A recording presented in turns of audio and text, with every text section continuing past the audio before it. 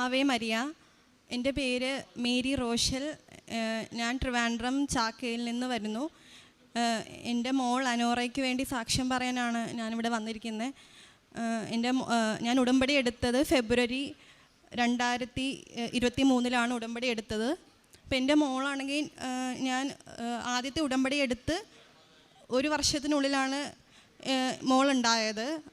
അതും കോംപ്ലിക്കേറ്റഡ് പ്രഗ്നൻസിയൊക്കെ ആയിരുന്നു. പക്ഷേ മാതാവിൻ്റെ അനുഗ്രഹം വഴി ഞാൻ അടിവയറ്റിൽ തൈലം പൂശി പ്രാർത്ഥിക്കുമായിരുന്നു. അച്ഛൻ പറഞ്ഞ പ്രകാരം തന്നെ. അപ്പോൾ അതിനുശേഷം കുഴപ്പമൊന്നുമില്ലാതെ തന്നെ കുഞ്ഞുണ്ടായിട്ട് 1 വർഷമായിട്ടും ഇവൾ സാധാരണ കുഞ്ഞുങ്ങളെ പോലെ നടക്കുന്നില്ല, അതുപോലെ പിടിച്ച് നിൽക്കത്തുമില്ല. ഇവൾ ഇരുന്നുകൊണ്ട് ഇങ്ങനെ കൈ വെച്ചിങ്ങനെ ഇഴയേ ഉള്ളൂ.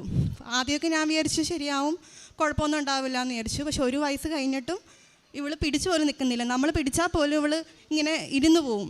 ഞങ്ങൾ പീഡിയാട്രീഷ്യനെ കാണിച്ചപ്പോൾ മുട്ടിന് ബലമില്ല എന്ന് പറഞ്ഞു. അതുപോലെ ഫിസിയോതെറാപ്പിയൊക്കെ വേണമെന്ന് പറഞ്ഞു. ചിലപ്പോൾ 4 മാസത്തുള്ളിൽ ശരിയാവുമെന്ന് പറഞ്ഞു. അപ്പോൾ ഡോക്ടറുടെ നിർദ്ദേശപ്രകാരം ഞങ്ങൾ ഫിസിയോതെറാപ്പി എല്ലാം ചെയ്തു. പക്ഷേ 4 മാസമായിട്ടും ഒരു ഇമ്പ്രൂവ്മെൻറ്റും ഉണ്ടായില്ല. പിന്നെ അതുപോലെ സ്പെഷ്യലിസ്റ്റിനെ കാണിച്ചു.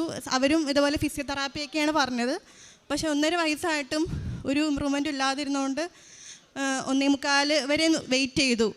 പക്ഷേ എന്നിട്ട് പോലും അവൾ ഇരുന്നുകൊണ്ട് തന്നെ എഴുതത്തുള്ളൂ. കാണുമ്പോൾ വിഷമം വരുന്നു വെച്ചാൽ ബാക്കിയുള്ളവർ അവളെക്കാളും ചെറിയ പിള്ളേർ നടക്കുന്നു, ഓടുന്നു, ഇവൾ അപ്പോഴും ഇരുന്നുകൊണ്ട് എഴുതുക. അപ്പം ഞാനാണെങ്കിൽ ഇവിടെ വന്ന് ഉടമ്പടി പുതുക്കി.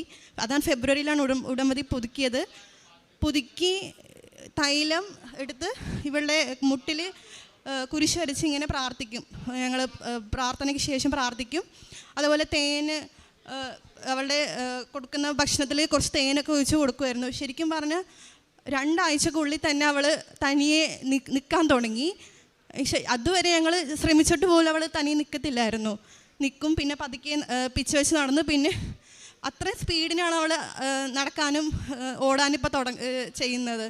അപ്പോൾ എൻ്റെ കൂടെ വർക്ക് ചെയ്യുന്നവരോടൊക്കെ ഞാൻ പറഞ്ഞിട്ടുണ്ടായിരുന്നു, എന്താ അവൾ നടക്കുന്നില്ല, 1.25 വയസ്സായിട്ടും നടക്കുന്നില്ല എന്നപ്പോൾ അവരോടൊക്കെ ഞാൻ പറഞ്ഞു കൃപാസനത്തിൽ വരുന്നുണ്ട്, ഞാൻ ഉടമ്പടി എടുക്കുന്നുണ്ടെന്ന്. അപ്പോൾ അവർക്കും അതിശയമായി അവിടെ പോയതിന് ശേഷം കുഞ്ഞ് നടക്കാൻ തുടങ്ങി എന്നുള്ളത്.